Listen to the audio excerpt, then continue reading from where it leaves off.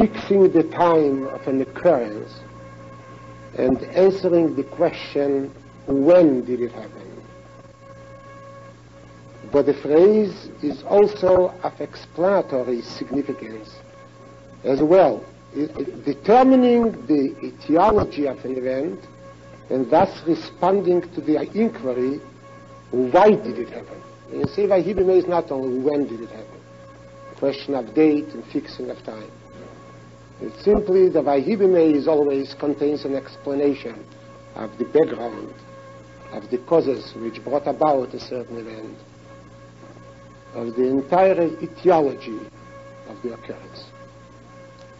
In light of the above, I cannot give you examples because the time is too short, but as a rule it works. In the light of the above said, the first introductory remark of the book of Esther, Vayhi b'mei Achashverosh, attempts not only to inform the reader when the events recorded in the book took place, but also why they happened at all. For the story of Esther tells us in the most lively, realistic, and fashion and in finest, most beautiful prose about paradoxical events. They are not rational events, which are both tragic and comical. About a king who, as our rabbi said, killed his beloved, beautiful queen at his suggestion and upon the advice of a friend of his, Memuchal. He advised the king to kill Vashti. And later executed his best friend, Haman, his prime minister, upon the request and complaint of his beautiful queen Esther.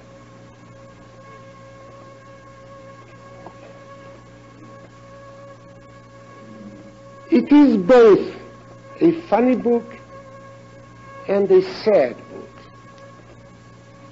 about a king per se not wicked at all, not cruel at all, with a certain streak of liberalism, who signed a decree to exterminate the people he did not know, and later denied knowledge of the entire incident when Esther complained to him. The story tells us about a commonwealth, because it was an empire, Persia, of many nations, of many races, which spoke a variety of languages, practiced many cults, observed an enormous amount of rituals. And that commonwealth, I mean, the king is the representative of the commonwealth, suddenly decided to commit genocide for one reason only, because the people were abiding by regulations, statutes, and laws different from those of other peoples. How is it possible, we ask ourselves, that not a single voice was raised in protest or in despair? And apparently, I mean, Achashverosh didn't mind demonstrations, because if he did mind, he wouldn't have allowed Mordechai, I mean, to wrap himself in sackcloth and cry in a loud voice. Anybody could parade in front of the king's gates, in front of the palatial grounds. They couldn't enter because Ein Lovel Shara Melabel was sought, but they could parade. No one interfered. Mordecai demonstrated in front of the royal palace, No state troopers have blocked his way. Enjoy the same freedom as the no's, the people who say no are those who protest and parade enjoy in the United States. However, it's strange. No one else joined Mordecai. If you read the Megillah carefully, between the lines, you see that Mordecai was the only individual who cried with a bitter and loud voice.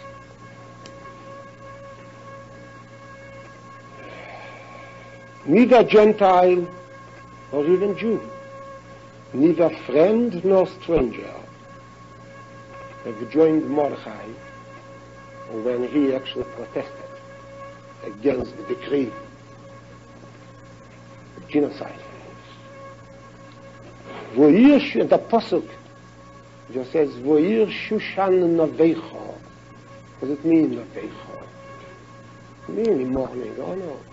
Noveicho means perplexed. Nevuchim about it. Confused. The city was confused. The city of Shushan was perplexed. What happened? The Jews did not believe. They refused to face reality, as many Jews in the 40s did not believe. You read the literature about the disaster. That many Jews in Warsaw did not believe, for instance, that Lodz is being destroyed, the population of Lodz is being deported to gas chambers and crematoria. They did not believe, they refused to believe.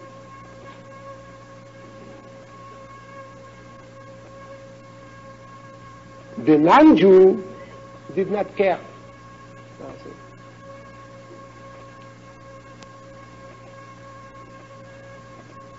Moreover, the story is puzzling because of another coincidence. It's very puzzling.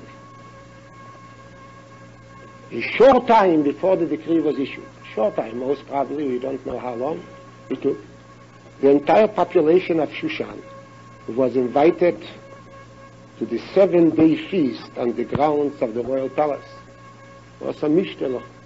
Cholom animtzim b'Shushan habiro.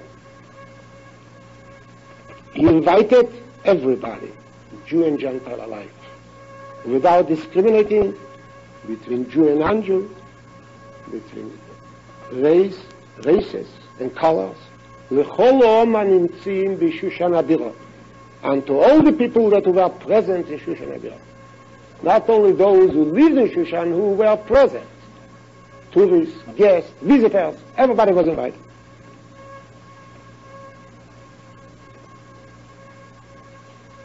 Of course, if they all were invited to the feast, to the banquet, they fraternized, Jew and non-Jew. Chazal described it. They toasted each other. They shook hands. They hugged each other. Because if you are a little intoxicated, you begin to demonstrate or manifest your emotions, your feelings.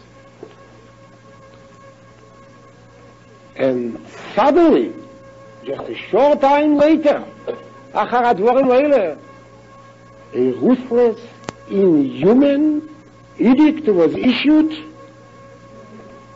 and sent hastily sent, with the couriers of the king to all parts of the Commonwealth, lehashmid, leharig, leabid, to destroy, to slay, and to cause to perish all Jews, both old and young, little children and women, in one day.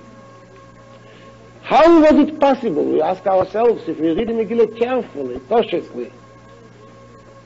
How was it possible that the same people just a few days ago, drank together, feasted together, ate together, should suddenly turn into enemies, into fiends?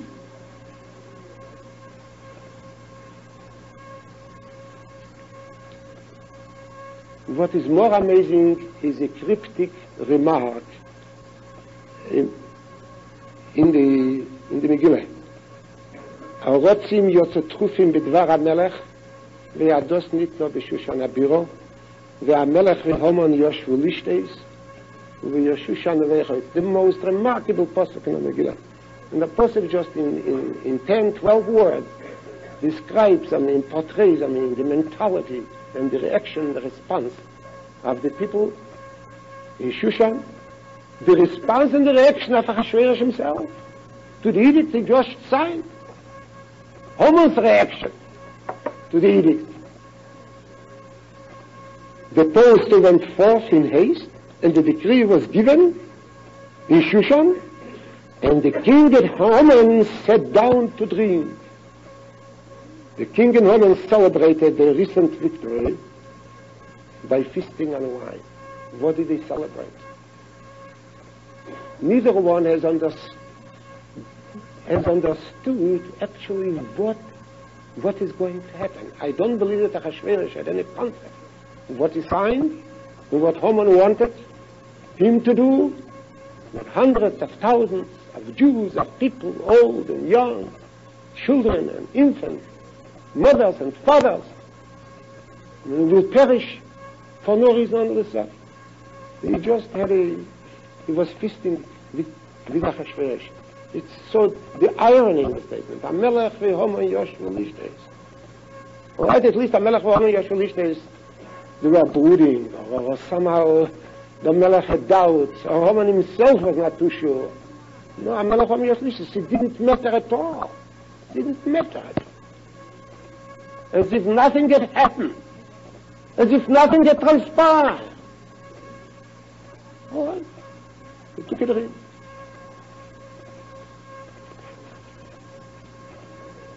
Let me ask you, my friends, the audience here, is it a question relevant to our understanding of antiquity? Is this question only relevant to the understanding of antiquity, of an episode which happened so many, most probably 2,500 years ago? Or no? A similar episode, in quotation marks, took place in the 30s and in the 40s in Europe. The same question can be repeated almost verbatim. How was it possible that the Western world, including the German people themselves, and the German people, whether we like it or we don't like it, is so-called, in the commonly accepted terminology, is a civilized people who has greatly contributed to what we call Western civilization and Western culture. You cannot deny it. Take the German contribution to music away, you have no music. There is no music if you take away the German contribution. It's a fact. I'm not a German patriot, you know that very well. I've never been a German Jew. Certainly not now. But take away the German contribution to music, you have no music. Take a list of all concerts, the program. Take a program of any concert, in any symphony hall. What kind of music do they play? Bach and Haydn and Beethoven and Mozart. German music. Not only music, take away the German contribution to philosophy. It's almost there is no philosophy. And in science, of course, many people have contributed, but their contribution was a very considerable one. How could it be that the German people and the Western world could witness not just the signing and the issuance of an edict, as it happened, in the times of Achashverosh, of a decree, but the real extermination of 6 million Jews in crematoria and gas chambers, and did not say a single word of protest and condemnation? How, we ask again, was it possible that a man like Roosevelt, for instance, who certainly was not a bigot or a Jew-baiter, who surely was of liberal persuasion, we know his politics, in the United States, and who finally helped the free world to destroy Hitler. If someone else had been elected instead of Roosevelt, who knows what would happen? Because Roosevelt basically hated Hitler. And he helped the free world destroy Hitler. But the same Roosevelt who destroyed the maniac of Berchtesgaden did not move his little finger to help the victims of Maidanek and Oswiecim and Treblinka and Buchenwald, etc., etc. On the contrary, he asked Dr. Wise that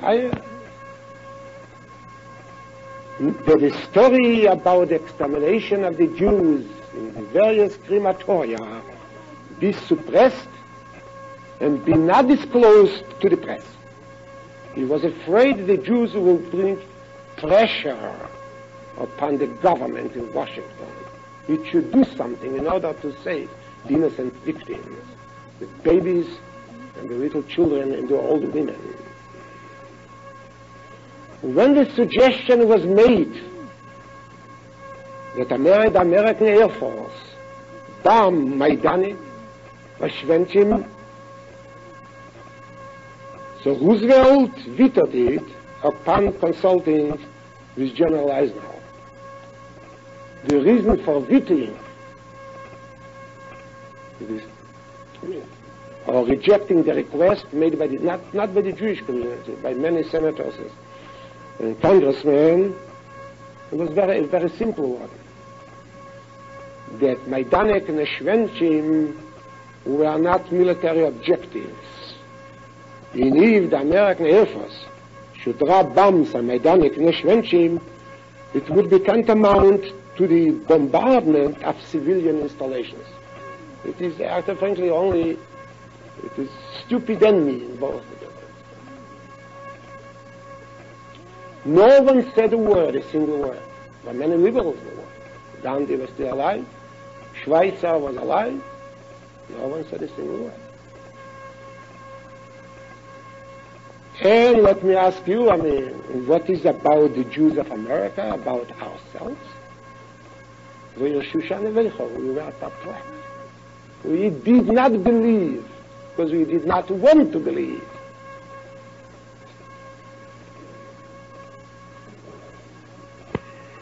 Did we rend our clothes?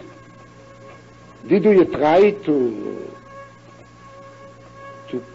did we cry, a bitter and loud cry, as Mordechai did? We are Shushan Nevecha. The Western world was confused.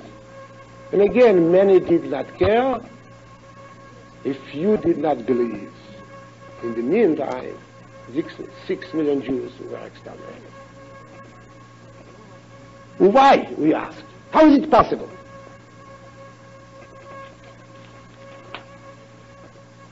Of course, there is only one answer to that.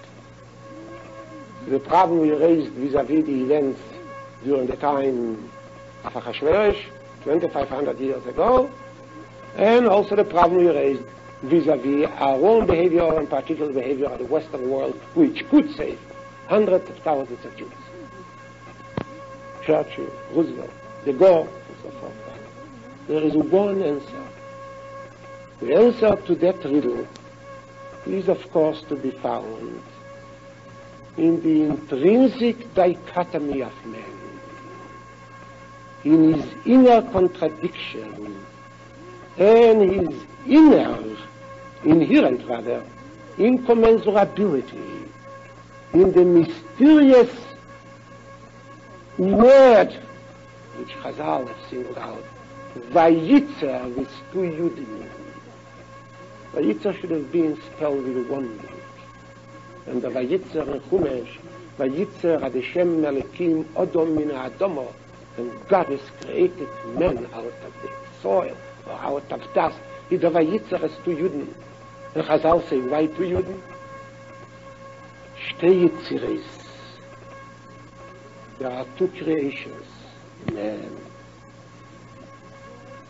In man, there is a confrontation between two beings.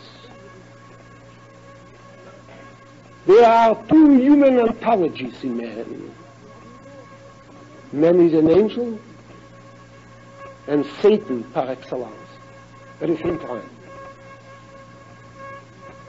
He can be merciful, he can also be very cruel.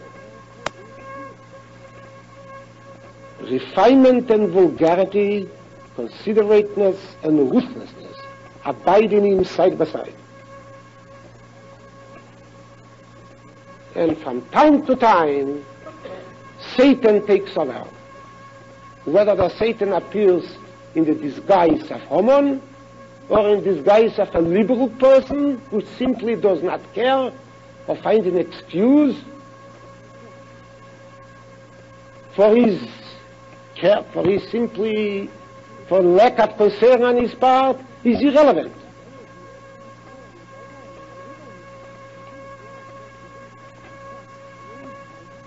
There is evil, that's what Yahadus believed, in men, which may erupt unexpectedly, without any advance notice. Amalek, we just read the Parashas Amalek today, is according to Chachmei Kabbalah, to the mystics, is not some race, does not represent a race or an ethnic group or some Bedouin tribe. According to Kabbalah, Amalek is man himself. He abides in every one of us. He abides in me, he abides in you. Ready to leap forward and to swoop down upon man who was created in the image of God. Man prophet, man benefactor, merciful man can be defeated easily by Amalek, who abides within man, in every one of us.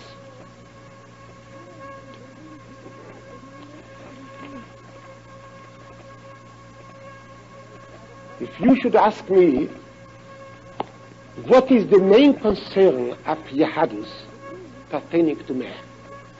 What is the basic anthropology, philosophical anthropology of Yahadus? What does Yahadus think about man? What does Yahadus want men to be? I would say that Yahadus wants man to be satisfied with being what he was meant to be by his Creator, namely to be man, not less and not more than man. If he is less than man, many people you find, you come across, you meet in your life, they're a bit less than man, he turns into a beast. If he tries to be more than man, transcending himself and reaching out for vastness and unbounded greatness, he is apt to wake up and find himself in the embrace of the Satan. In fact, the second alternative, which man is and the possibility that man may choose to be more than he is indeed, is the main problem of modern man. There is no possibility for modern man to descend from the cultural heights he scaled and conquered into the jungle or the cave. There's no possibility. The danger is in reverse, that he may overreach himself and may try to mount greater heights, more challenging peaks, and by so doing lose his humanity. On his journey to the moon, this is very close to us now, but there will be many journeys, not only to the moon, but to the Mars, to Venus, I mean, to one of the planets of our small solar system, or perhaps to some other system, astronomical system, and his journey to some star, fixed star, he may find, he may change his identity. And when he will return from the journey, so he will be in the disguise of Satan. When man ventures to achieve vastness, when all boundaries are erased, all stop signs removed, then he may indeed turn into the Satan. And that's why in Yahadus, and the Rambam particularly has emphasized it, the central virtue in Yahadus is humility. But you've got to understand what humility is. Okay, you put Achnoe.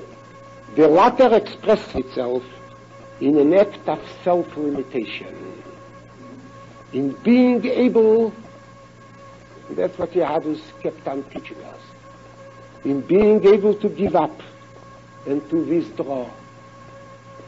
At a time when conquest is in sight,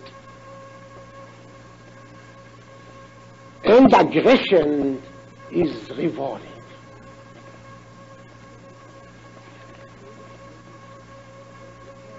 Now I want to develop one thought here.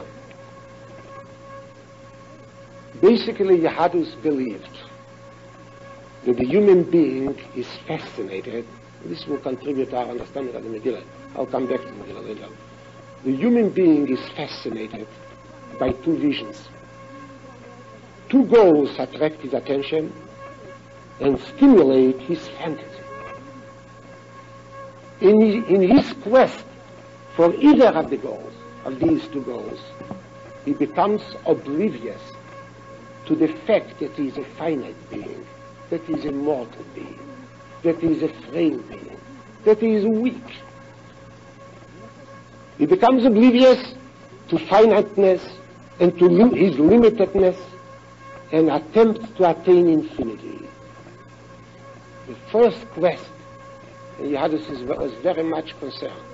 Perhaps, I would say 75 of the Shulchan Aruch, 75% of the Shulchan Aruch is related to that quest.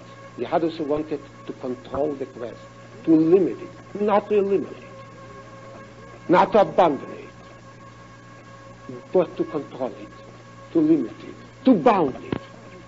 This is the quest for beauty or pleasure, for enjoyment of life, unlimited enjoyment of life. Or, if we should use an American colloquialism, it means the pursuit of happiness, the way it is understood by the men on the street. Happiness means unlimited enjoyment of life. Unlimited, what the Greeks used to call hedonei.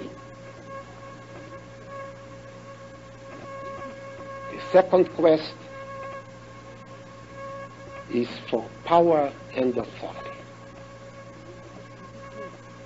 And also when man is out to achieve power, to attain authority, to become a ruler, to become a tyrant, his ambition is unlimited.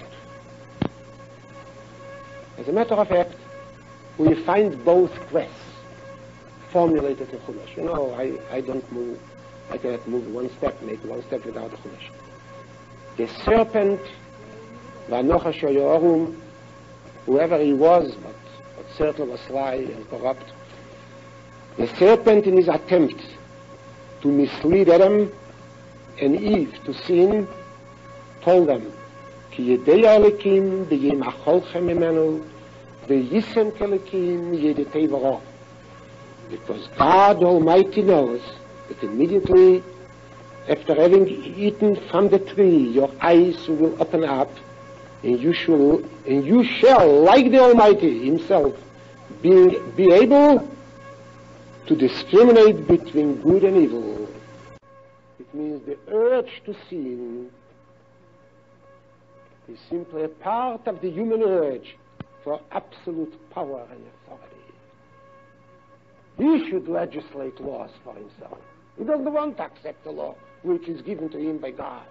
He wants to be the legislator of the law. And if he doesn't like a law which was formulated by God, so he has a right to reject.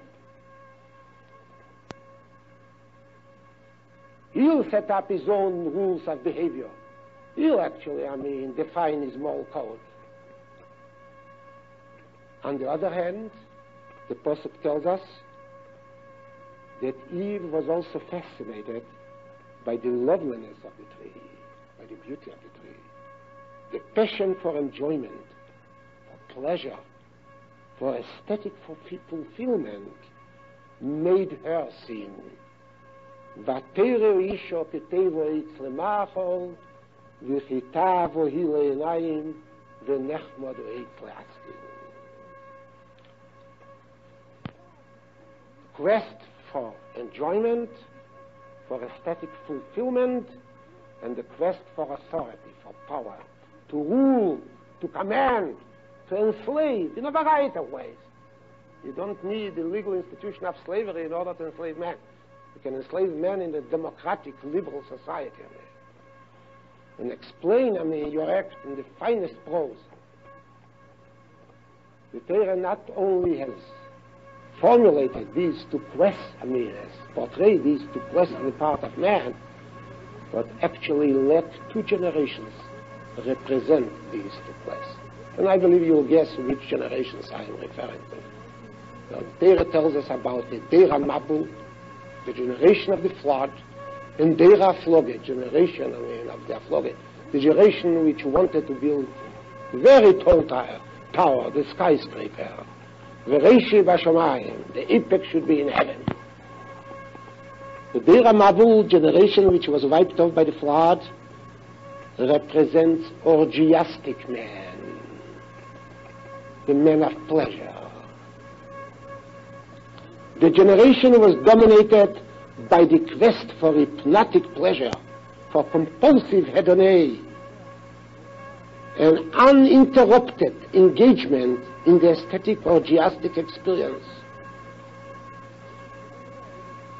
Actually, they rejected all laws, all norms. Believe me, sometimes when I read the story of the Mabul, I forget that it was written so many years ago by Moshe. I believe the things I'm reading an article, in some periodical about the new generation, which wants freedom and rejects all authority, and wants to legislate, a code of behavior without accepting any which was imposed upon it. This was the Dera Mabul. And basically, what was the main theme of the Dera Mabul is ki hishchis kol basar. All flesh was corrupted.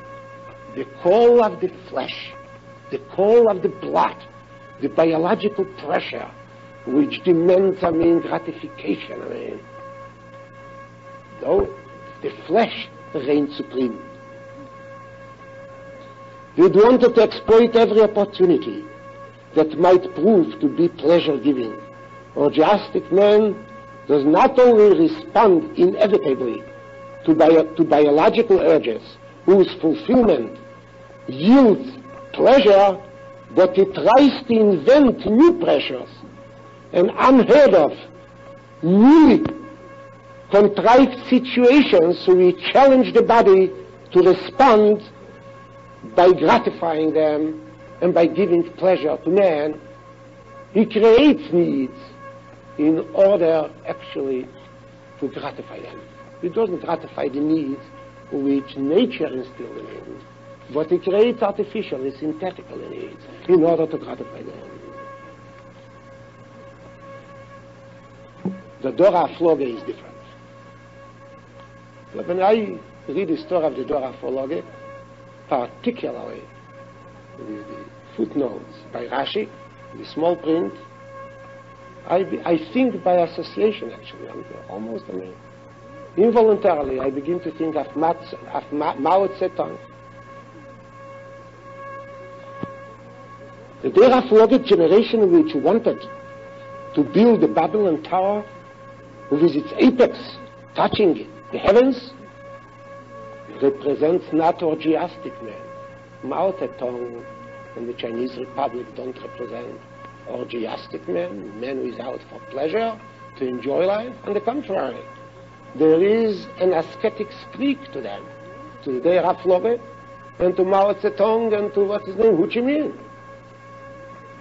If Ho Chi Minh, would have subscribed to the code of orgiastic men, to pleasure without limitation, to hedonei without, to boundless hedonei, he couldn't fight a war against the United States.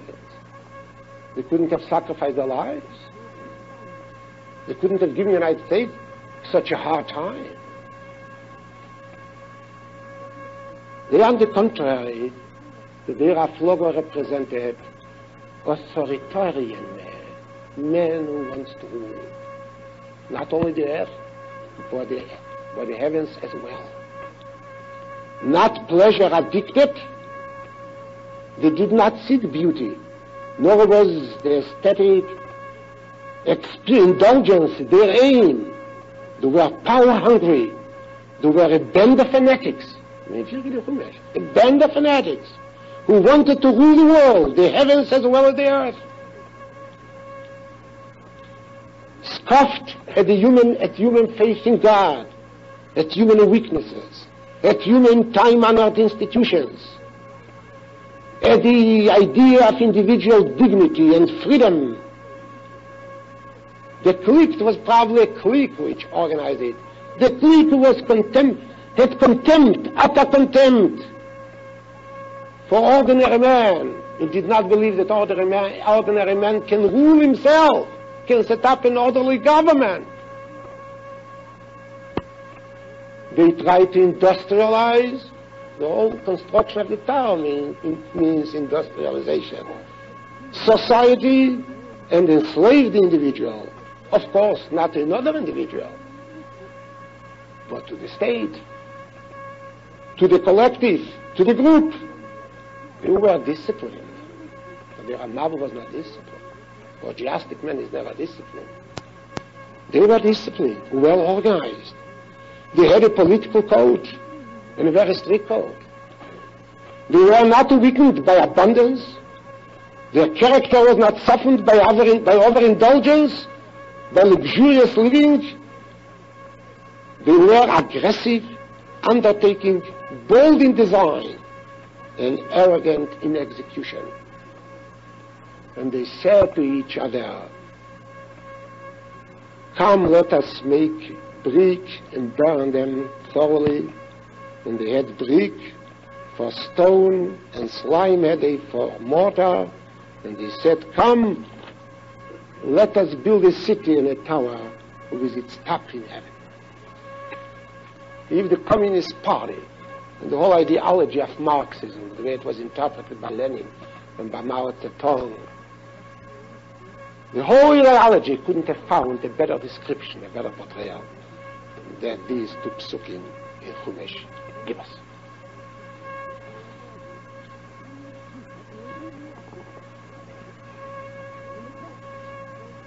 And basically, if you'll ask me now about the great confrontation between the West and the East, whether I could simply portray this confrontation in biblical terms, I would say it's a confrontation between the Dera Mabul and Dera Flogel.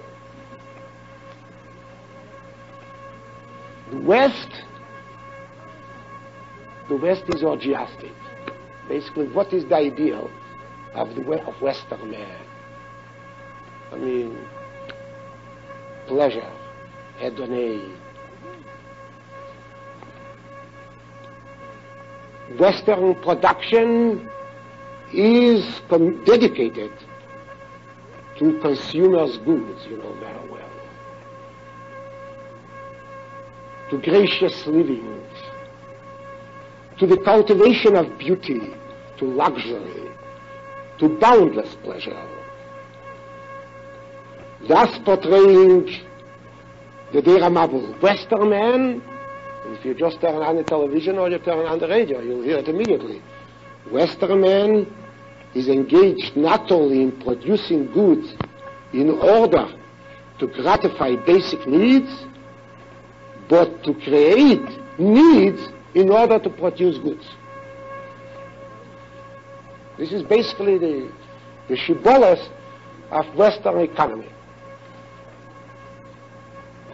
The car is not good enough, so you need more features, more luxury. I mean, recently I came across an ad. Esther has introduced a new plane, the luxury plane. What's the luxury plane? They'll serve champagne. So of course, I mean, you pay more for the ticket. The fare goes up. It's high enough anyway, but it goes up. They'll steak and champagne. I mean, instead of a plain dinner, a plain sumptuous dinner, they'll serve champagne and some extra steak. The East is the Dera Flogge. Is committed, of course, the East, the communist atheist society is committed to the production of heavy machinery. This is symbolic to the expansion of their empire. The communist bloc is not pleasure-seeking. On the contrary, there is an ascetic streak in every communist. They produce goods not for the purpose of gratifying modern basic needs, but in order to make man forget his needs.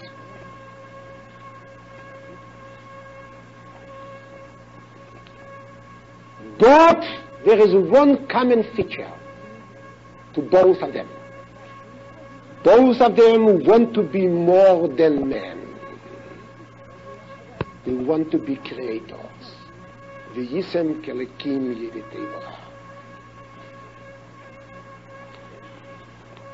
Now, even though the Torah has portrayed these two ideologies by introducing two generations, and we don't know exactly how far removed these two generations were, usually, and this is very important, it's a great relevance to modern times and to our own problems, usually the hedonic society, orgiastic society, leads necessarily to political tyranny, and the pleasure-conscious individual is ready prey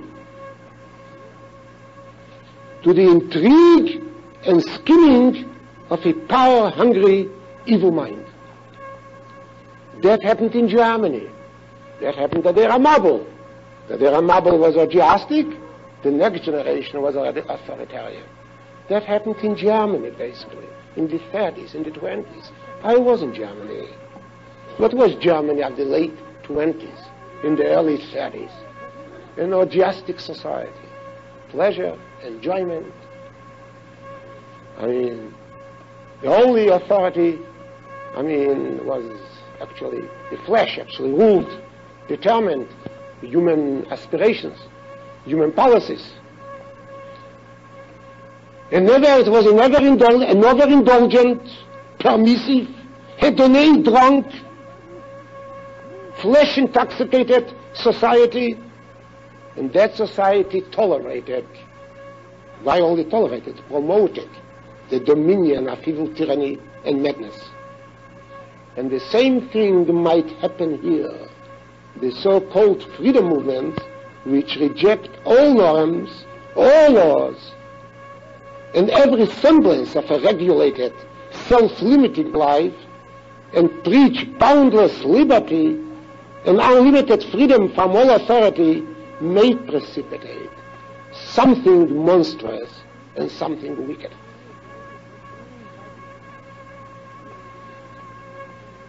The same happened in the times of Hashish.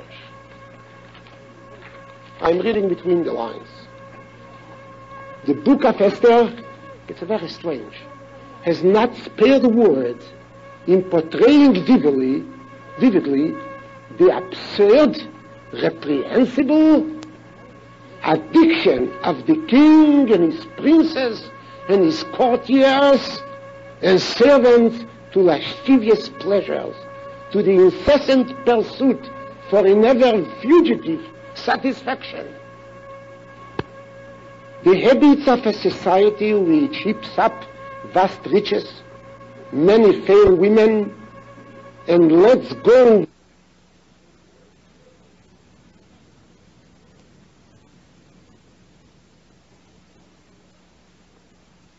absurd, reprehensible addiction of the king and his princess and his courtiers and servants to lascivious pleasures, to the incessant pursuit for an ever fugitive satisfaction. The habits of a society which heaps up vast riches, many fair women, and lets go one good to acquire another, drain one pleasure to the dregs, to try the next, which fills all the weariness of satiety with each as it passes, and anticipates at the same time in new satiety with all that is to come, are described in minutest detail in the Megillah. It's very strange. The Megillah is a part of the canon of the Kisvei HaKodesh. I mean, the Ruach HaKodesh nicht war. Why was it necessary to perpetuate the names of the eunuchs or the harem keepers, Shashgas and Hagoi? Very important that we should remember their names. Who was the keeper of the harem for the virgins, and Shashgas was for the concubines. Why did the Megillah mention the brands of cosmetics used by the king's concubines? 6 months with one oil and 6 months with another oil. Is it so important to Yadus? And why did the Megillah tell us about the lewd, foul habits of the king himself? The scriptures, the Torah, which revealed so little about Abraham's life, Abraham's youth, which would have been of great importance to us. So little about Moses. What do you know about Moses? How many episodes are related in Chumash about Moses? Just that he was born, the episode where he was cast into the Nile River, his confrontation with the Ivri and the Mitzri, the Egyptian, the Jew, and then this next confrontation with the Shnei Ivri Mitzrim, with the 2 Jews who are quarreling. And the next appearance of Moses, you know how old he is? 80 years. Because what happened to Moses is Moshe's private affair. Moses is important as long as his life is a part of the life of the covenantal community. And here the Torah tells us in detail about the various habits, foul habits of Achashverosh and his princess.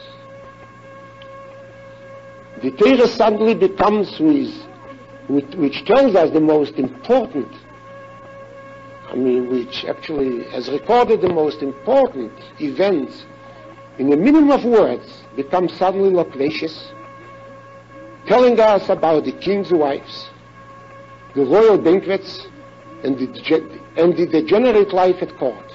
Why? The answer is simple. Because only in such an environment the rise of Haman was possible. Only people who care about nothing but pleasure may tolerate a demagogue, tyrant, and madman. Only people addicted to the beautiful and pleasant, only people even addicted to art, to music, and painting, can stand by and watch the smoke rising to heaven from the chimneys in Maidane and Oshvenche. As a matter of fact, it's very strange. If you read about the story of the extermination of the Vilna community, I forgot his name. His name was Weiss. As a matter of fact, he has not been executed yet.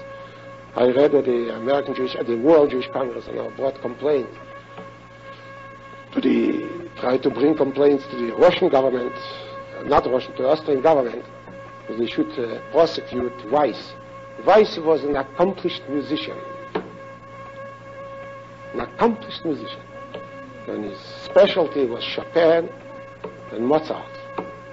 So when first of all, Nazis, killed, exterminated Jewish babies, infants. They used to collect, like the Mitzrim of old, used to collect Jewish babies. They used to line them up in front of Weiss, in the yard of the Gestapo officers, and Weiss could play the piano beautifully with one hand, with the left hand. So with the left hand they used to play Mozart, and with the right hand, in the right hand he held a revolver, a gun, and shoot. He used to shoot baby by baby. It's a very strange combination: music and bloodshed and murder, mass murder. There's no contradiction. If man is addicted to beauty only, and beauty is the final goal of man, so then any crime is possible. And that's why the Torah says, Vayhi b'mei Achashverosh. Do you want to know why all this bloody nonsense happened? Because Achashverosh was king. And society was pleasure addicted. It was an orgiastic society, an artistically minded society, conscious of the arts, of music,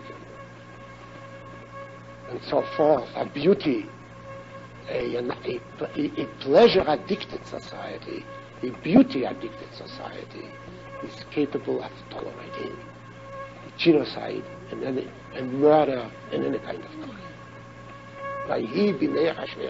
And then the Megillat tells us, gives us just the background, just portrays society. Achashverosh was the society.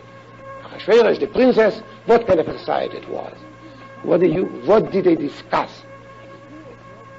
What their aspirations were? And Achar Advarim Oile is no wonder that Gidal HaMelech Achashverosh has someone ben Amdosa. It's no wonder. Exactly what happened in Germany in 1932, 33.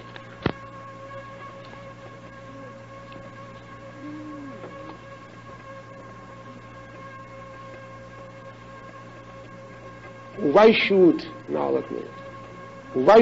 a pleasure-loving society lead to political tyranny and loss of the moral conscience? The answer to it, I believe, can be found in another verse. It's a very prima facie verse. It doesn't impress us. Vayhi bayim hashvi kitov lev hamelech bayoyin.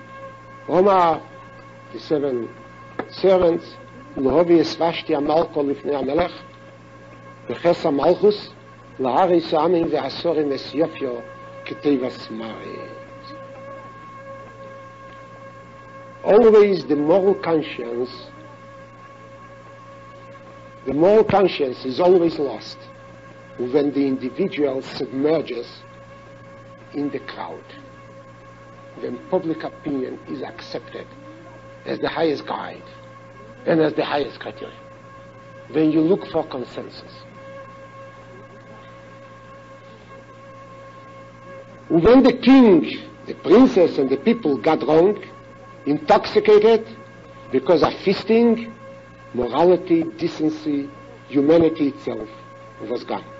Orgiastic man forfeits his individuality when he disappears in the crowd. An orgiastic man is prone to disappearance in the crowd, to submerge in the crowd completely. Now let me just describe a bit and also compare with principles of Yadus. You know very well that the crowd has been an object of psychological and sociological study since ever. What has been proven, can be formulated in a few sentences. First, the crowd is not just an aggregate of individuals, a loosely organized collective. This is not a crowd. It is more than that. The crowd is an entirely new ego, a separate identity, which is totally different from its component parts. In what respect is the crowd individuality unique and does differ from its separate individual members? The answer, I believe, is as follows. The crowd is emotionally excitable. Its emotional dynamics increase and gain intensity and power of thrust, while the crowd is easily aroused into action, while its intellectual and rational capacity is considerably reduced. Therefore, the crowd is easy prey for all tyrants, demagogues, and false prophets. The collective, composite individuality is an overgrown baby, ready at the same time to cry and to laugh, to reject or to rejoice or to despair hysterically, while it is impossible for the crowd to understand the nature of its own action, and would feel completely perplexed and embarrassed if called upon to account rationally for its performance.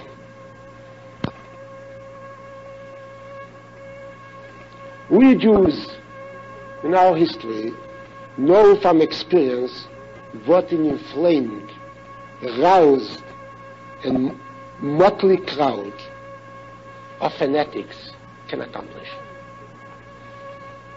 Is capable of. Because the massacres, so take the massacres, for instance, perpetrated by the mobs of the Crusaders in the 11th century, 12th century, by the Khmelnytsky hordes in the 17th century, the catastrophe of the Hitler era, actually, were partly attributable to the ruthlessness of an excited mob, its lack of resistance to the persuasive words of charlatans and wicked, bloodthirsty demagogues and individuals. At times, of course, particular Christian church tried to utilize the gullibility of the crowd for constructive purposes, for religious revival and awakening. You know the revival meetings. For arousing bravery or valor on the field of battle.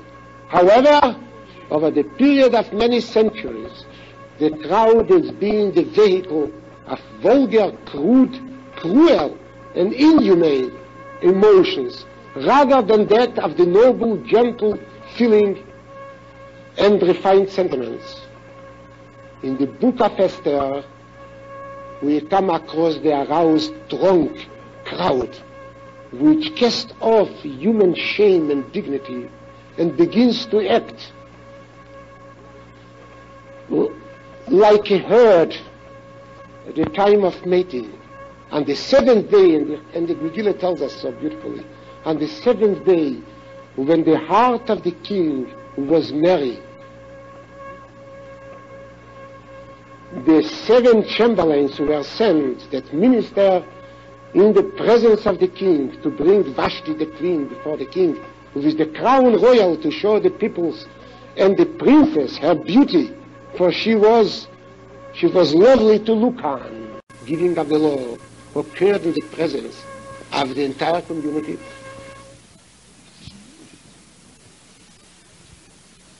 Consent of Nase V'Nishma was indispensable, so that's why they had to congregate at the foot of Mount Sinai.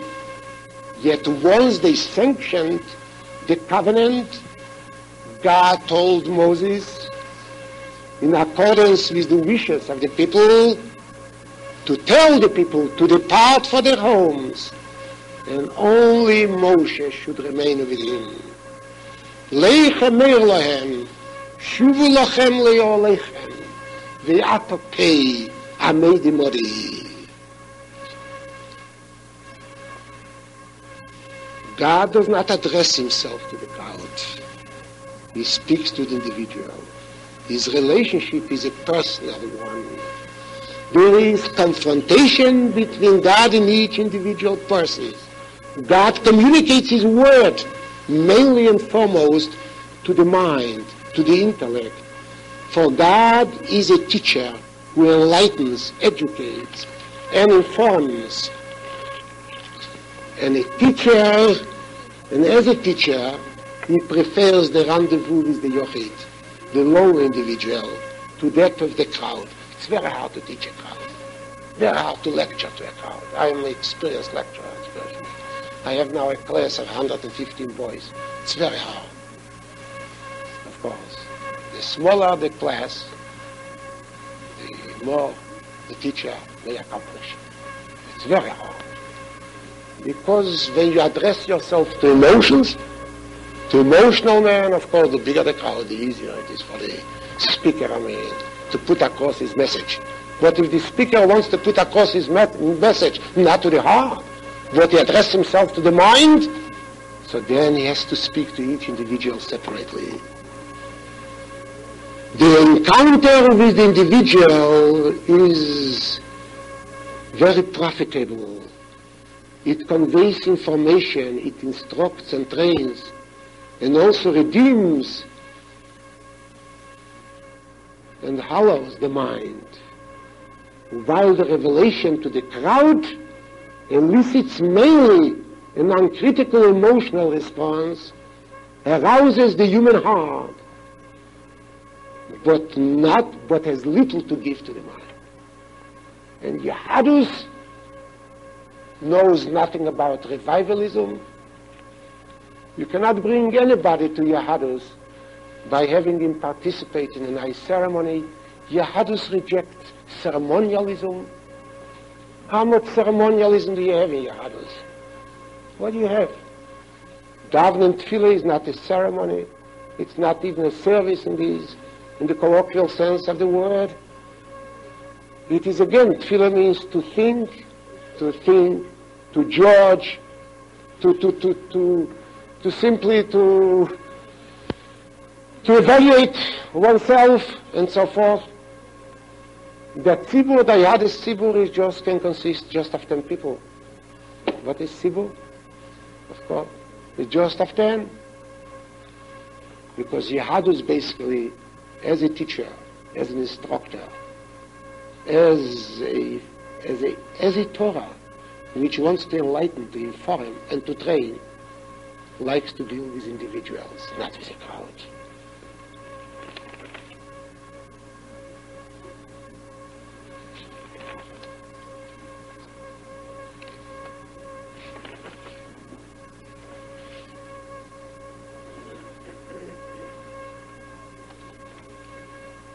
Now the question is, what has an individual who lives in the times of Achashverosh?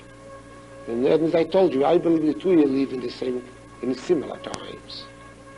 In an age of unlimited human ambition, of human aggression, and human self-transcendence, for the attainment of either beauty or authority or rule or complete control over the environment, what has an individual who is contemporary of Achashverosh and Shalgas and Hegon and of Mao Zedong and of the Dera Flog and the Dera Mabul combined, how should such an individual act?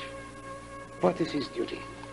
And basically this is the main problem of the Jewish religious community. I'm not speaking about other religions, about the Jewish religious community. After we reject both, we reject, orgiastic men, we reject authoritarian men. Actually, Yahadus believes in equality, full-fledged equality. And Yahadus believes that man is limited, can never transcend himself. If he will succeed in transcending himself, he will finally perish. We are on the brink, basically, of catastrophe, of disaster. How should this individual act? It's all individual among many. Or even the group is a minority. How should it react? How should it respond to such times? I believe the answer is given in Megillat Esther. After Megillat Esther is portrayed permissive, orgiastic, pleasure-conscious, hedonic-addicted society. And after Megillat Esther is portrayed tyranny of Haman,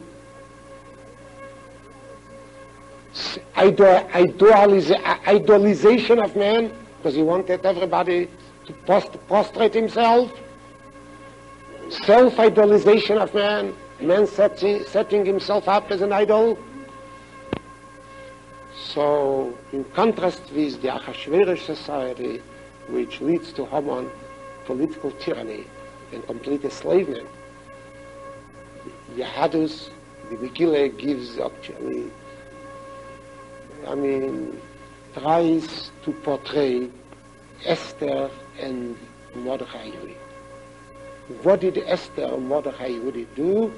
And particularly, how did Mordechai react to that society?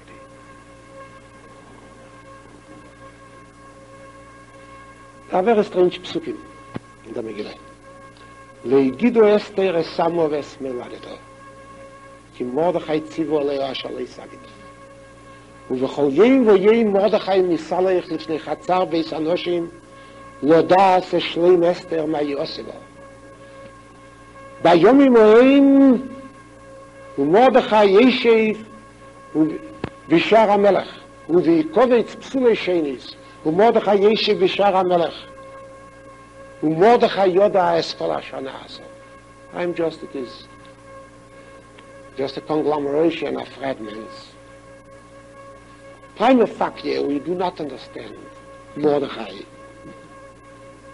What is the reason for what was the reason for Mordechai's inseparability from Esther? He walked every day during her stay in the court of the women's house, past that house every day. Doesn't mean only once a day, probably 10 times a day. Even after she had been taken away and chosen queen of Persia, he continued to stay at the gate of the king. Why? What for? What attracted Mordechai that he somehow could not depart from the gate of the king? Walking back and forth, up and down, past the gate, listening, trying to overhear, observing, watching, studying. What was it? He knew what happened. He knew Achashverosh pretty well. He did not expect Achashverosh will release Esther. It was almost an impossibility, you see. Why didn't he leave the ground? Mordechai yeshiv b'shar HaMelech. According to Chazal, the way they described Mordechai was a member of the Sanhedrin. He had more important affairs at hand. Why didn't he return home and resume, his duties and daily chores? Of course, we would like to understand also, why did he enjoin Esther from revealing her identity? There was some reason. I believe, you can understand the Megillah if you read between the lines. The answer which you find between the lines, in the small print, invisible print, is that somehow a mood of tense expectancy of concentrated anticipation permeated Mordechai.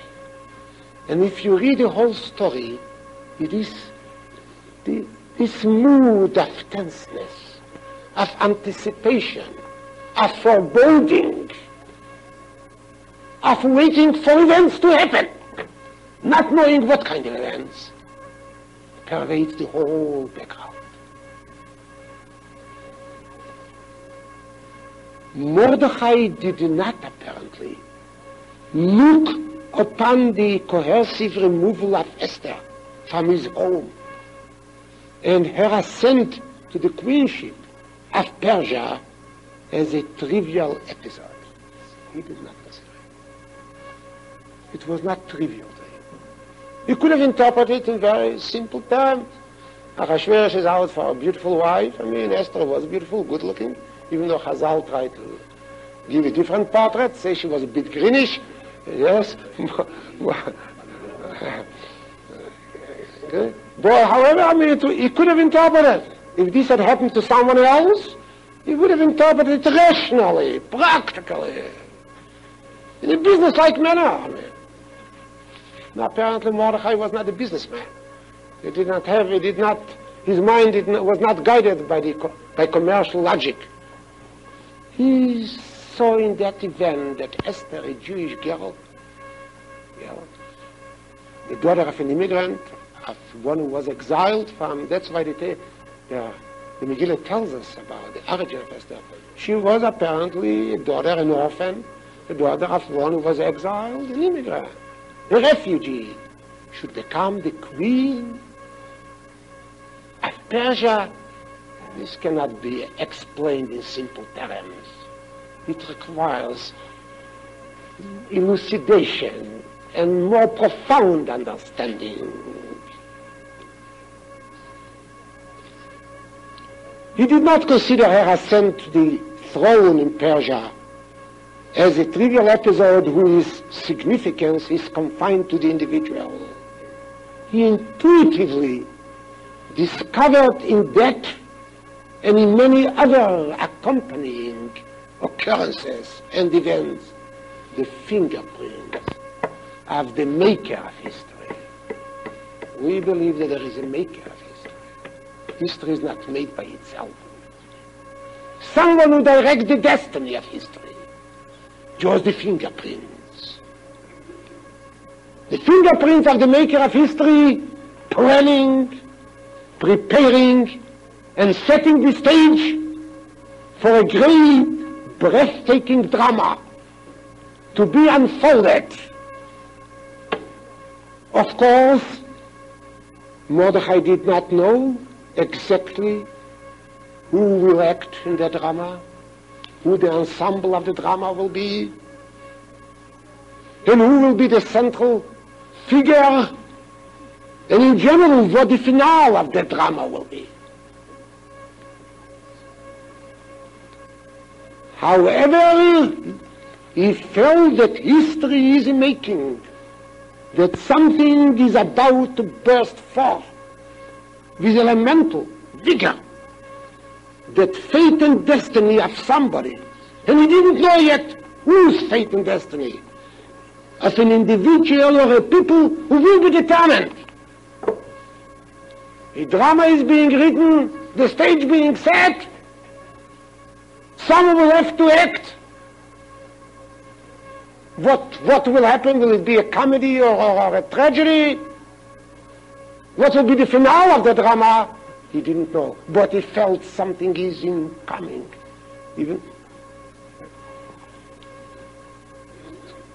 He also believed, and of course Mordechai also believed, this is what we call alertness to history, sensitivity to events.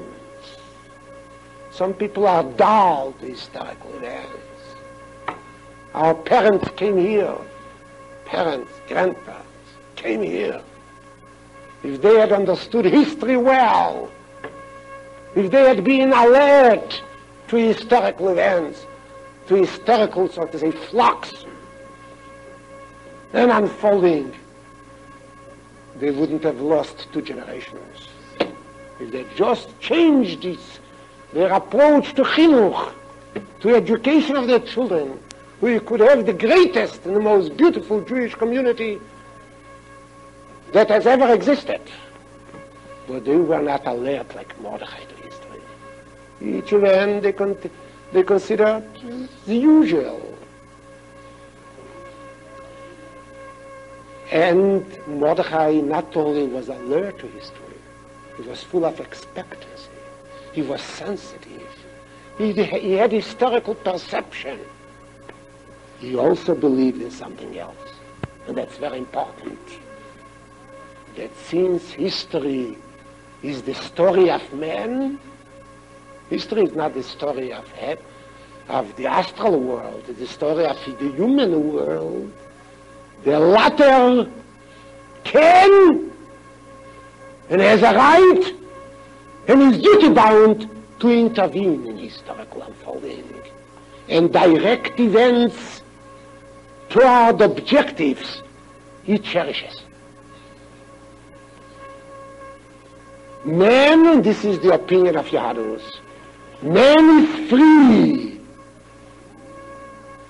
And this freedom is a part of his greater freedom, which was granted to him by his Maker. He is free to play an important part in the shaping of the historical drama. He can change events, he can channel events toward different objectives. And Mordechai believed if man is duty-bound to intervene in the historical process, and man is capable of leaving an imprint upon historical unfolding, so man must not miss the opportunity. And the opportunity is almost infinitesimal. God knocks on the door of the human being who wants in his life. That's the Chachmei Kabbalah. You know the story of Shir Hashirim. When that Shulamite, very funny girl, sometimes she's so paradoxical that I don't understand her. I lose patience a little. I mean, she's out to find her beloved. Correct? Deidi, Honor Deidi. Keeps on searching him. A day, at night, time, and exposes himself to injury and to humiliation and to abuse. Motzuni Hashem Rimaseim V'ir, Kunif Tzoni. And days and nights she's questing and she's for her beloved, searching him. And once apparently she came late, tired, exhausted, after a day-long search, and she had and she was exposed to abuse, and she felt tired, and she retired. It was a dark night, dreary night, a bleak night. And suddenly, she had a knock on the door. Who is there? Who is it? Who is knocking on the door? Pischeli, Achesi, Rayosi, Inesi, Tamosi. Please open the door to me. My sister, my dove, my beloved, Shereshinim Notol, Tvotzesa Resis Elola. My head is full of dew. I am tired. And what was she supposed to do? After all, she's been searching him for so long. He knocks on the door. Now the opportunity came. The happy hour struck. Open the door and take him in. No, now she was lazy. Poshateti eskutanti chocho el basheno. She already got undressed, she cannot dress. Prochatzti es raglai chocho atanfen. She washed her feet, she don't want, to touch the ground. Anyway, he knocked once, twice, 3 times, 4 times, 5 times. Finally, he stopped knocking. When he stopped knocking, she jumped out. She jumped off her bed. Open the door, come in. But by the time she opened the door, he was gone. Many people, play the same role vis-a-vis history. They want something, they search for something, they quest for something.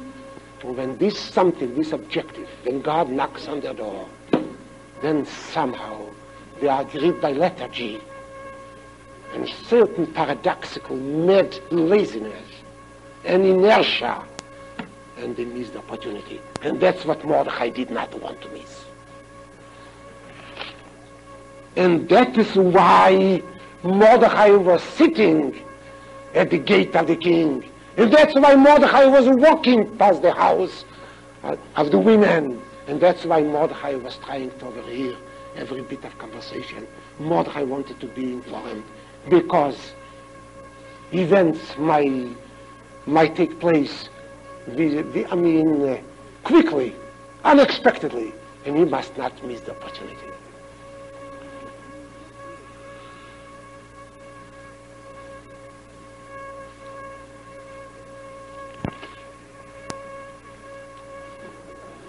Of course, this is important for every nation, to have a certain sixth sense of history, historical sense, historical perception. A great statesman means who anticipates events, more or less, who understands events, somehow whose hand is on the pulse of history. Yeah. This basically, for us Jews, for instance, I'll give an example. A lack of historical sensibility and alertness actually resulted in the Versailles Treaty. If the people who wrote the treaty, among them great statesmen, Wilson, Lloyd George, Clemenceau, Frenchmen, great statesmen of international renown, if they had written a different treaty, no Hitler would have emerged in the historical arena and 20 million lives could have been saved. Whoever crossed the corridor, they divided Germany into two parts at that time. They separated East Prussia from Western Germany. The way it's separated now, but the map was different. Whoever crossed this corridor, even the Germans crossing, in the train, had to lock their doors because suddenly a Polish officer used to appear. So anyone could feel that the Second War is in the offing. It was impossible. The Versailles Treaty is responsible for the Second World War. And the Yalta Treaty, which our great Roosevelt actually, gave his blessings to, the Yalta Treaty will be responsible. I hope not, but for the Third War. If not for the Yalta Treaty, there would be no problem about Berlin. There would not be no problem about Czechoslovakia. If not for the Yalta Treaty, after all, America won the war and surrendered the spoils to Russia. See, basically what the Yalta Treaty accomplished.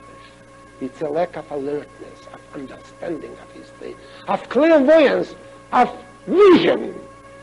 That's what Mordechai had, and the great statesmen of the 20th century did not have. Of course, for the Jewish people, his responsiveness, alertness, openness to the fine movements of history is almost a conditio sine qua non for their survival.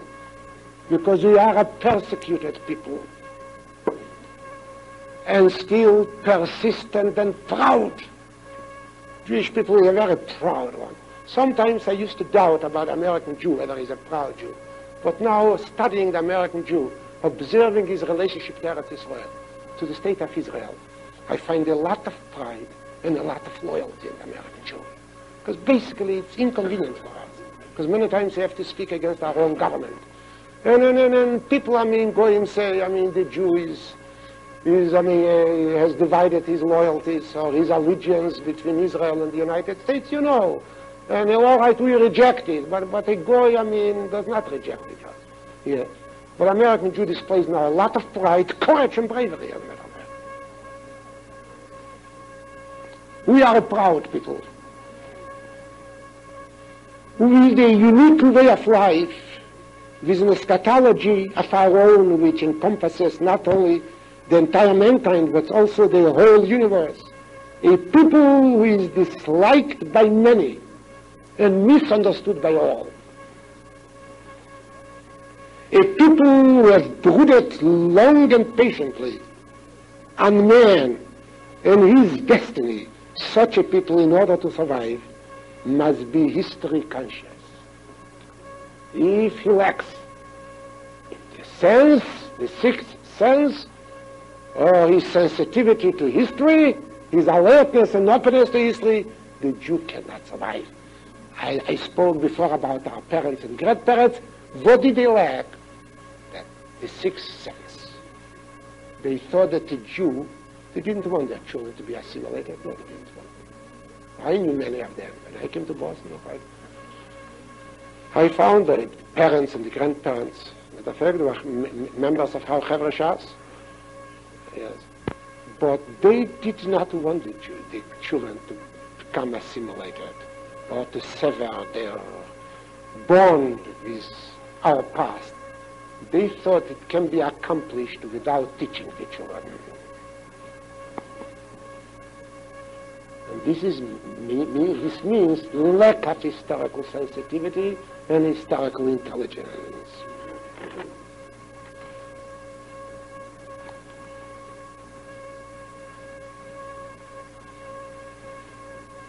For instance, I'll give you an example. The state of Israel was born not because history suddenly presented a surprise people with a grant or with a gift. The people heard the summons, basically. The people heard the summons, which was issued by Providence. They rose and have actively become involved in the channeling of historical forces toward a distinctive objective. I mean, it means toward the formation of the state of Israel. The state could not have come into existence several years before 1948. It certainly could not have come in existence a couple of years later. For a simple reason. Few years before 1948, there was no United Nations. You needed United Nations. I say Chazal speak about a rain which is just meant for one blade of grass. I believe the whole United Nations, what it has accomplished, I don't know. But the whole United Nations was organized, created for one purpose only, for the formation of the state of Israel. Without the United Nations would have been an impossibility. Because the United Nations has lent legitimacy and status to the state of Israel. Of course. So this is 1948. The United Nations was, organized 1946, 1947. But in 1948, we did not have the African.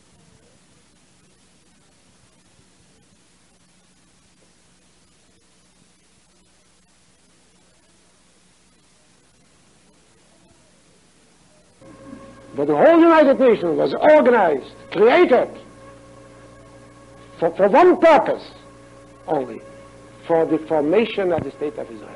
Without the United Nations would have been an impossibility. Because the United Nations has lent legitimacy and status to the state of Israel. Of course. So this is 1948. The United Nations was, organized 1946, 1947. But in 1948, we did not have the African nations, the Asian nations. European nations have dominated the scene, and America and the Soviet Russia were not yet at loggerheads. It is the only decision in which America and Russia have concurred.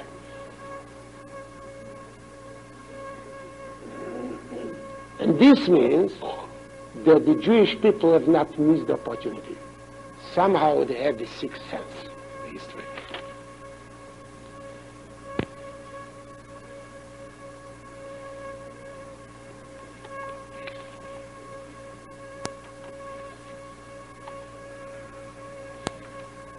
And of course, as I told you, Yehadus says that the sixth sense of, or the predictive element or sensitivity to history is indispensable not only for the statesman.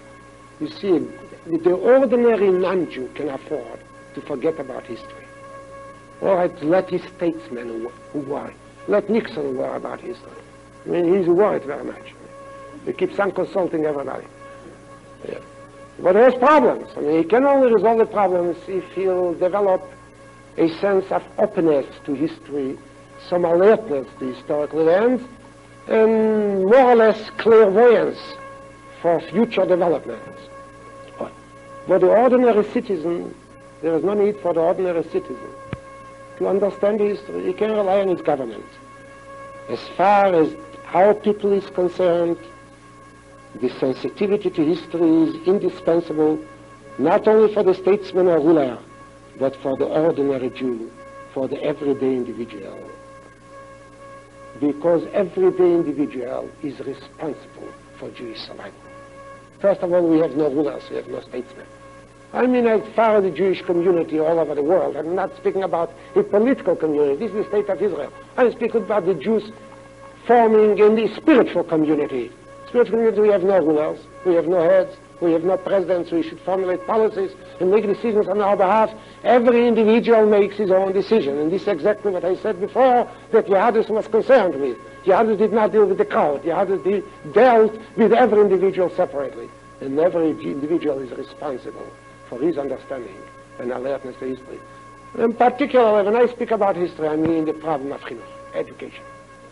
If a father understands that his first duty is to hand down the spiritual treasures which he received from his father to his son, so he must also understand that in order to be able to hand it down to his son, to pass it on, he must train his son.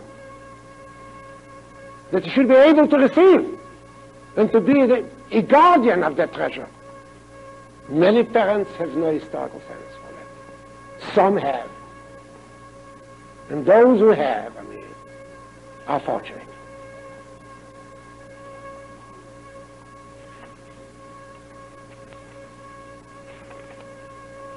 And this ties in with the Judaic philosophy. I mentioned it once in my shiur, that every man, every individual is a shliach of God.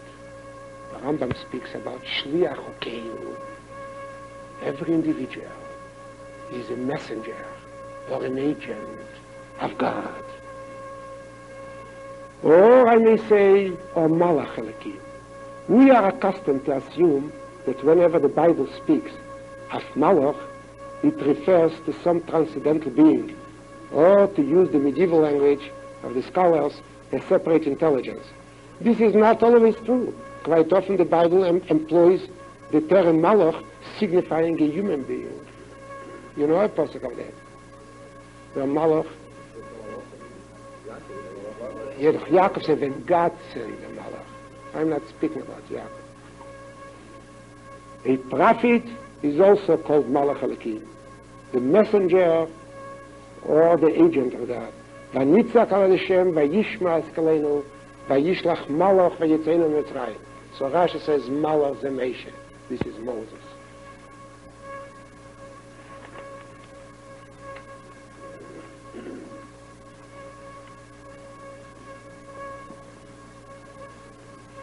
In other words, that each one of us was assigned a task. Man is not born just into the world. Man, when he is sent into this world, is charged with a task. He is given an assignment. He carries a burden. He has to discharge a mission.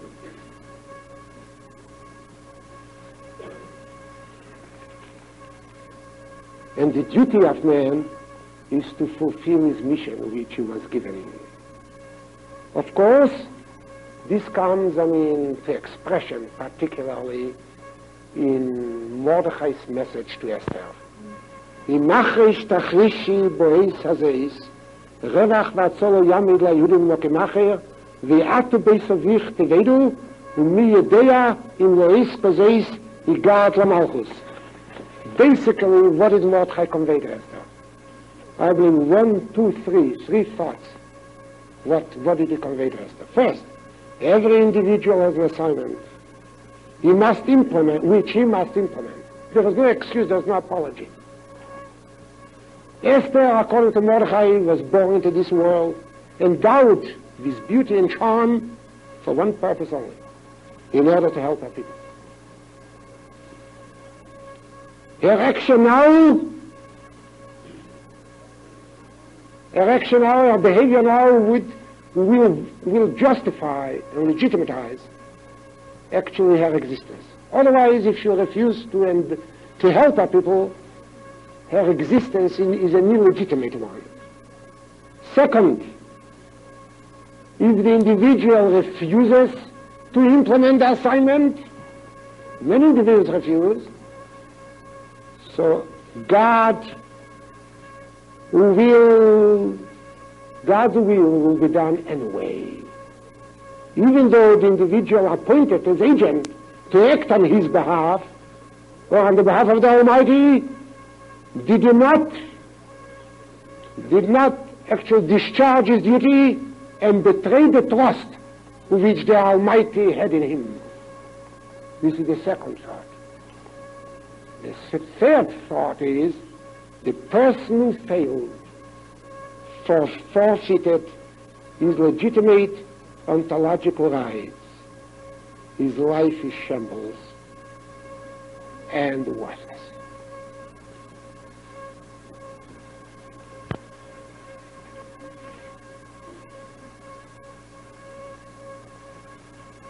And at this juncture, when Mordechai, as the individual, speaks of the assignment given to each one of us, in particular to a person who is in a position of power and can help, the biblical woman appears on the stage.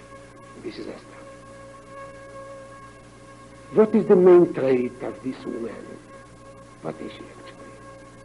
What singles her out and assigns to her a unique place? I believe that the answer is given in the book. First of all, Yehadus did not believe that the differentiation between male and female, and there is a differentiation between male and female, which expresses itself not only biologically but spiritually as well. Yehadus did not believe that this differentiation consists in contradiction. Yehadus believed that differentiation consists in complementarity, not in conflict but in cooperation, not in tension and hate but in harmonious correspondence. Many things Yehadus believed men can accomplish. A lot of things Yehadus believed only the woman can accomplish. The assignments differ, the metaphysical assignments. The shlichus, the malachut differ. However, God's will is implemented by both, not by one of them. Men alone could not do the job. The woman alone could not succeed. Behind every Moses, there is a Miriam. Where would have Moses been if Miriam had not watched him as a baby when he was cast into the river Nile? Behind every Abraham is a Sarah, and behind every Mordecai is an Esther. Providence assigns to each one a task which fits his or her metaphysical nature and character. It's very hard to guess. Yehadus did not know of the Amazon myth. You know the Amazon myth the warrior-like women, the masculine women, who defeated man, which was so popular among the ancient Greeks, because the others did not believe that the woman confronts man. We cannot understand, basically, Yahadus cannot understand, you do not understand, but Yahadus recorded it in order, to point out the distinction between our viewpoint and the viewpoint of Memuchan. We don't understand Memuchan's fear, and the fear which gripped the other aristocrats and the princess of Achashverosh, that the Vashti incident should not trigger a war of the sexes.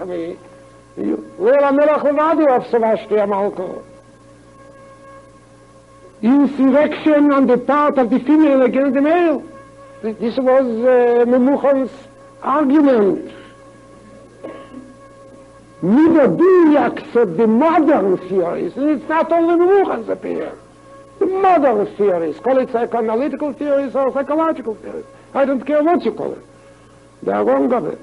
Anyway, the modern theories of conflict and tension, bordering sometimes on hatred between father and mother, men and women, in which the child gets involved. All these views, the Greek myth of the Amazon, Memuchan's fear that the woman will take over, and everybody will have to speak the language of the woman.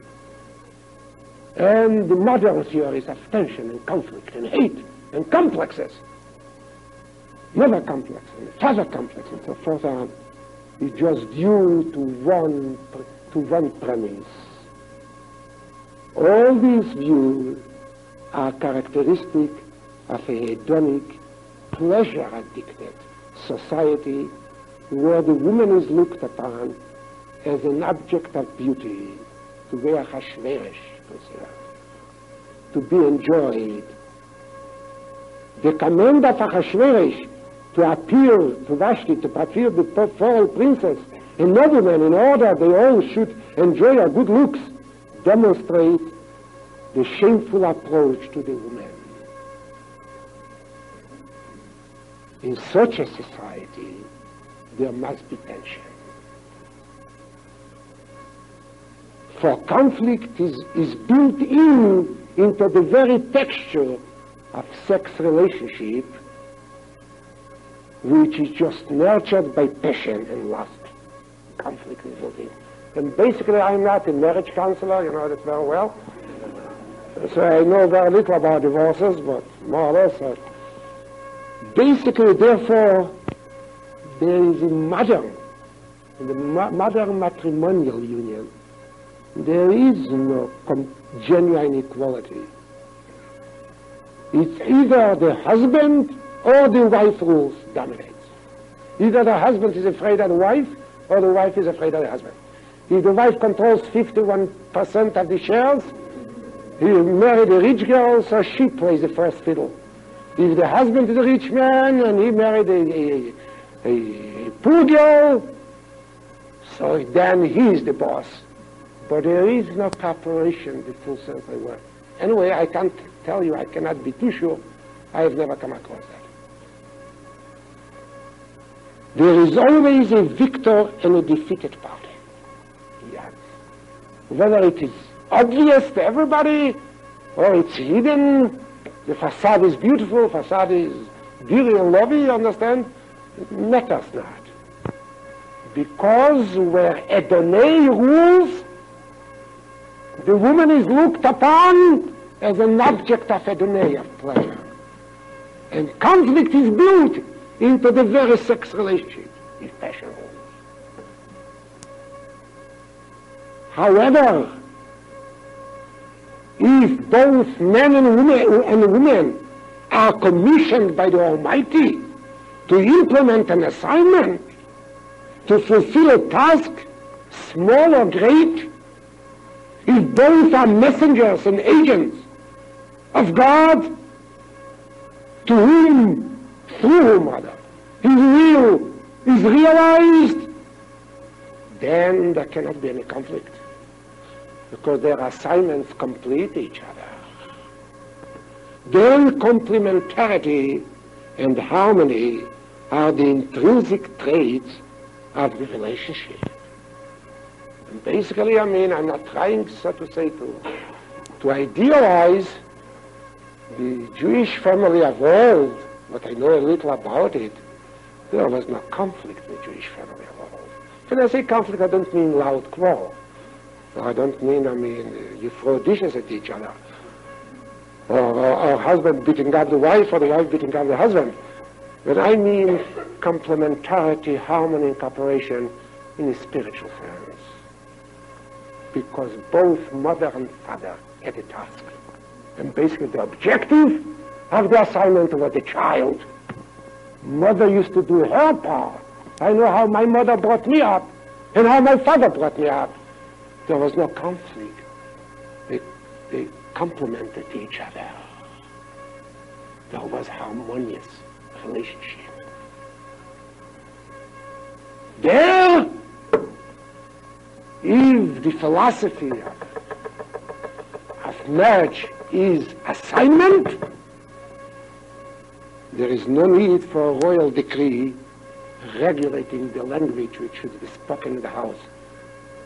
Memucha recommended that the language be that of man, of the husband.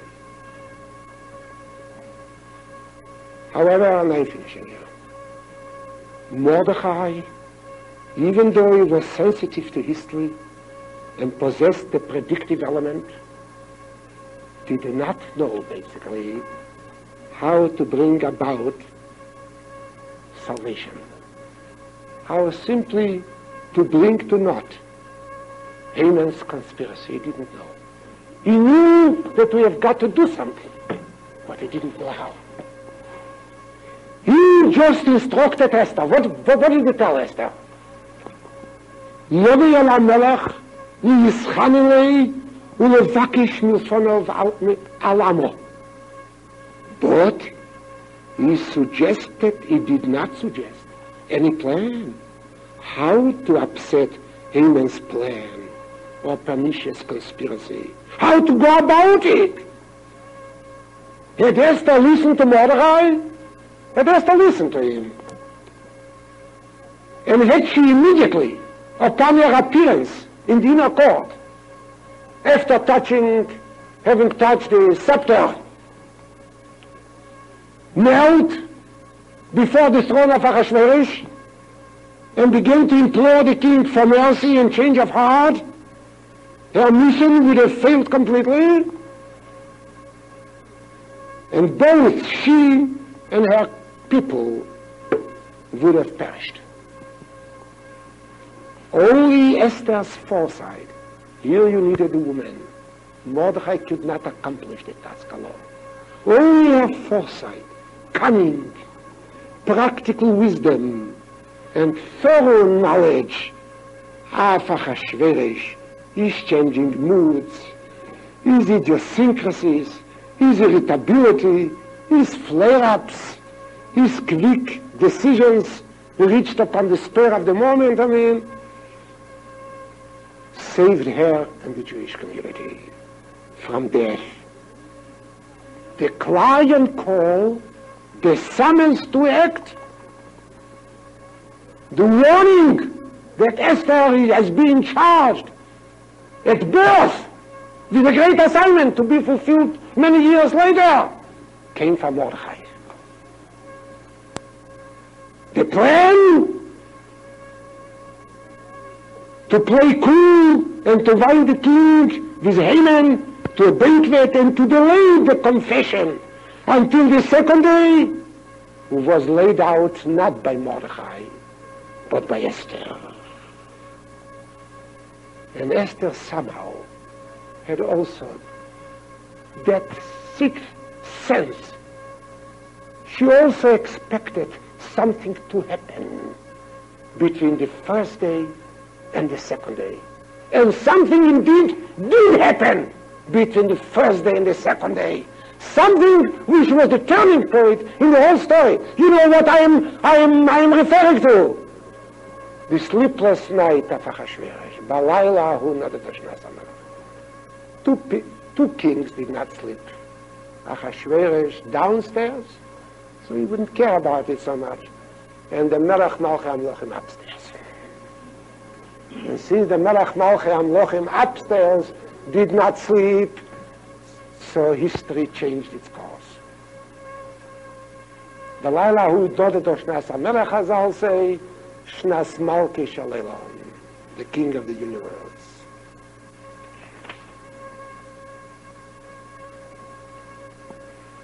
After this comical performance, the whole story of Shnas HaMelech is very comical. It's comedy, basically. After that comedy, Haman's doom was sealed, and Esther had a relatively easy job to perform. The architect of the Nespurim, of the great miraculous events, Mordechai was. The seer, prophet, and the conscience of Esther. He was the conscience of Esther. She, in turn, was the real Malach, who conceived the plan and executed it. Without Mordecai, Esther would have been caught unawares. Without Esther, Mordecai's alarm and despair, and loud crying, and imploring, and protestations would have been an exercise in futility. None was indispensable.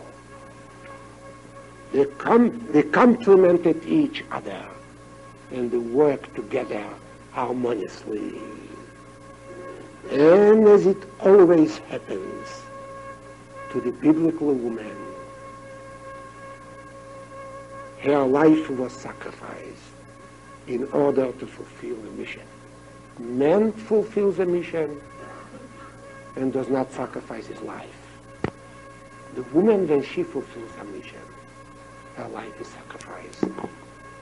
Esther, Mordechai did not sacrifice much. Esther, everything she had. Her sense of dignity, to be taken away to Achashverosh, it was a very dignified affair. Or to be a queen of Achashverosh was not so wonderful either, because Achashverosh was searching for another queen who will be Kovetz Psulei Shenis. Perhaps he'll find a fairer woman, so he'll replace Esther with a new girl. She had sacrificed her sense of dignity, her sanctity, her purity. She was ready to give her whole life. Because this appearance in the courtyard of Achashverosh, she took an awful chance with her appearance. Her role was hallowed by a sacrificial action, self-denial and self-effacement. No wonder that the scroll is called not Megillat Mordechai, but Megillat Esther.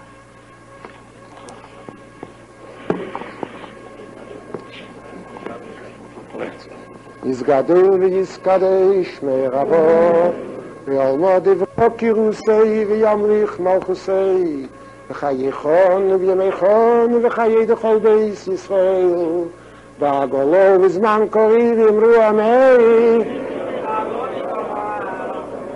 ישמי רבו מבורך לעולם ולומי עולמיו יסברך וישתבח ויספואר ויסרמם ויסנסי ויסהדר ויסלש ולקודשו בריחו לא מן כל בחוסו ושירוסו תשבחוסו ונחם עשו דמירום בעולמו ואמרו אמן על ישראל ועל רבנון ועל תלמידיון ועל כל תלמידי ישראל מריון ועל כל מנדסקים ברייס ודיבסרו עדיין וכלסר ועשר ילהון ולכון שלמה רבו חינו וחסדו ורחמים וחיים אריכים וזנובי וחייף וקונם כנבואן וישמעו ואמרו אמן יש לנו רב מישמעו חיים טובים עלינו ועל כל ישראל אמרו אמן ויזה שולם רמו וישלום עלינו ועל כל ישראל אמרו אמן